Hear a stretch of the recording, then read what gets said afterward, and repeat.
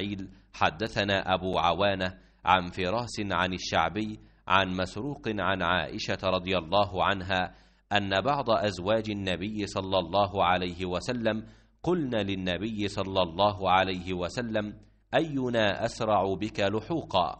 قال: أطولكن يدا. فأخذوا قصبة يذرعونها، فكانت سودة أطولهن يدا، فعلمنا بعد أن ما كانت طول يدها الصدقة، وكانت أسرعنا لحوقا به، وكانت تحب الصدقة.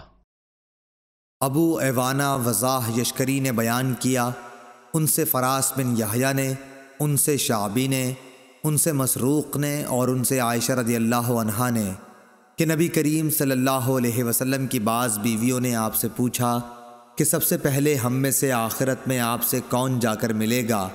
तो आपने फरमाया, जिसका हाथ सबसे ज़्यादा लंबा होगा। अब हमने लकड़ी से नापना शुरू कर दिया तो सौदा रज़ियल्लाहु अन्हा सबसे लंबे हाथ वाली निकली। हमने बाद में समझा कि लंबे हाथ वाली होने से आपकी मुराद सदका ज़्यादा करने वाली से थी, और सौदा रज़ियल्लाहु अन्हा हम सबसे पहले नबी करीम सल्लल्लाहु अलैहि वसल्लम से जाकर मिली। सदका करना आपको बहुत महबूब था।